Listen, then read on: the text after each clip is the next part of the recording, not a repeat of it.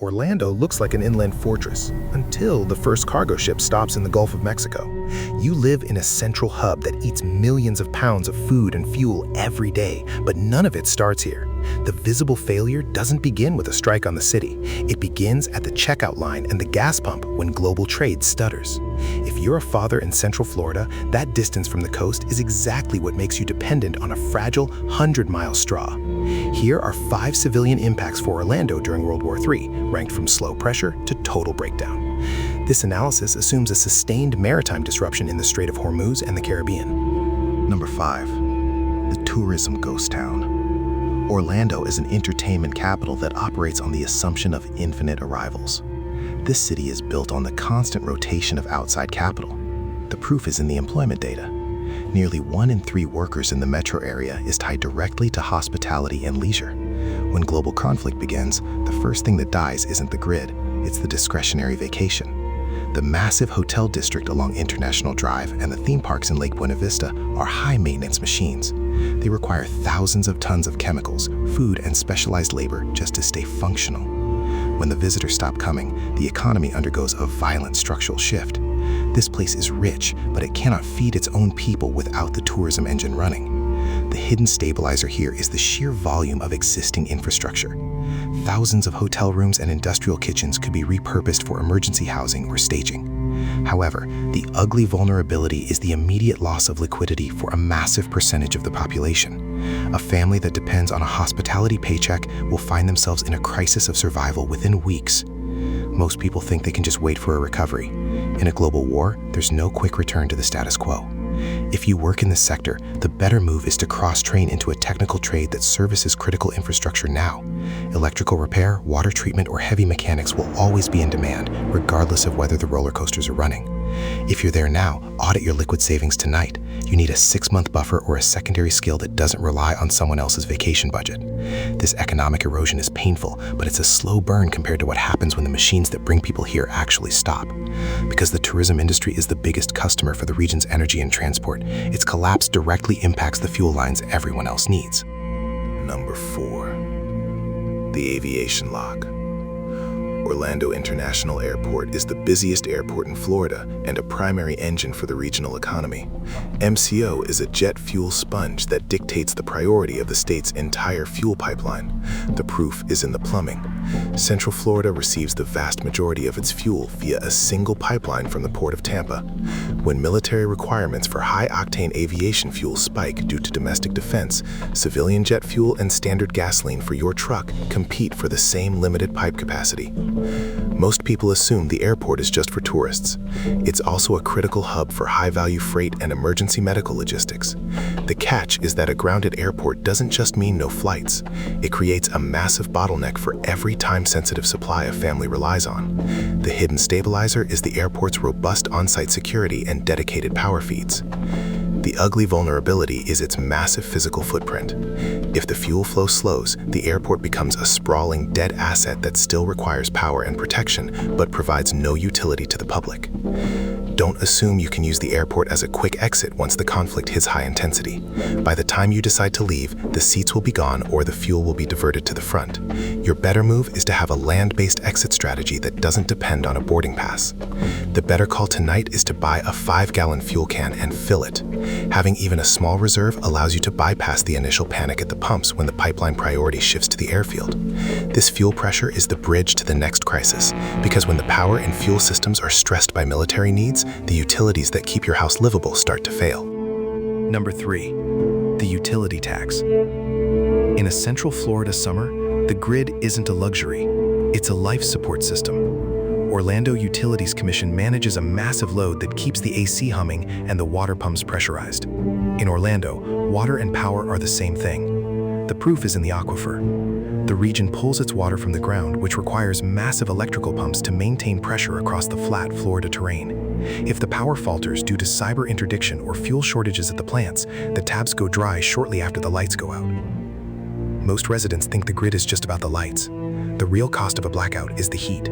Without climate control, a modern Orlando home becomes a dangerous thermal trap within 48 hours.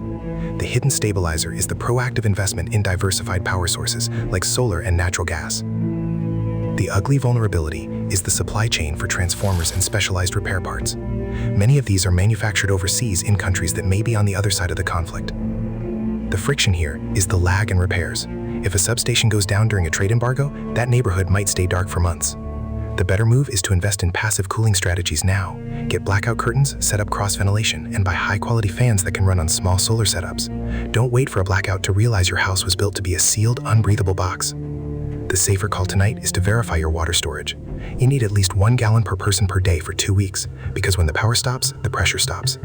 As the utilities struggle, the trucks that resupply the city find it harder to maintain schedules because they can't get fuel or power for the warehouses. Number 2. The pharmacy and grocery gap. Orlando is a just-in-time city that keeps about 3 days of fresh inventory on the shelves. Central Florida is a terminal market, meaning it's at the end of the supply line, not the beginning. The proof is in the trucking routes. Almost everything you eat or the medicine you take comes down the I-4 corridor or the Florida Turnpike from hubs in Georgia or the ports. If those arteries are choked by fuel rationing or military priority, the grocery store is the first place where the lie and normalcy breaks. Most people try to panic buy once the news breaks. By then, the inventory is already spoken for by the people who got there 10 minutes earlier. The catch is refrigeration. Even if the trucks arrive, if the store's backup generators fail or they run out of diesel, the fresh meat and dairy are gone in hours. The hidden stabilizer is the massive network of cold storage warehouses in the region serving the theme parks.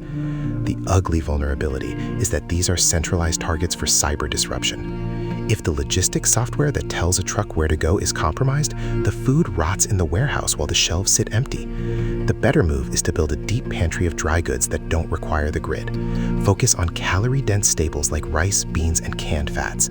The safer call is to move your essential prescriptions to 90-day refills now. Do not be the person waiting in a line of 300 people at a pharmacy when the computer systems are offline. This gap in essentials creates a psychological pressure that leads to the final, most dangerous breakdown in the metro area. When people realize they can't eat or get medicine, they try to flee. But in Orlando, that's exactly where the trap snaps shut. Number 1. The movement trap. In Orlando, your freedom is entirely dependent on your ability to move, and that movement is a fragile illusion. In a crisis, Orlando's geography becomes a cage. The proof is in the map. Central Florida is a series of choke points, including I-4, the 408, the 528, and the Turnpike.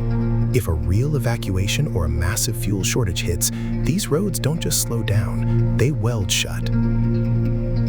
This ranks as number 1 because it's the point where logic fails and panic takes over. Most people believe they can just head north if things get bad, but Central Florida is a peninsula within a peninsula. If you're in Orlando and you try to leave late, you're competing with millions of people from Miami, Fort Lauderdale, and Tampa who are all using the same few northbound veins. The hidden stabilizer is the sheer number of back roads and rural connectors. The ugly vulnerability is that these roads lead into the middle of nowhere with no fuel or services. The movement trap is the moment you realize your 3/4 tank of gas won't get you past the Georgia border because you've been idling in traffic for 12 hours in the Florida sun. The better move is to decide now. You either leave 72 hours before the crowd or you stay put and harden your current position. There is no middle ground in a Florida evacuation. The safer call tonight is to keep your vehicle's tank at least half full at all times and have a paper roadmap of every county between you and your Plan B location. Digital maps are a luxury that war will take away first. Number 1 beats number 2 because you can survive a week without a grocery store if your pantry's set, but you cannot survive being trapped in a dead car on a 100-degree highway with a family and no water. The movement trap is the ultimate systemic failure of the Orlando lifestyle.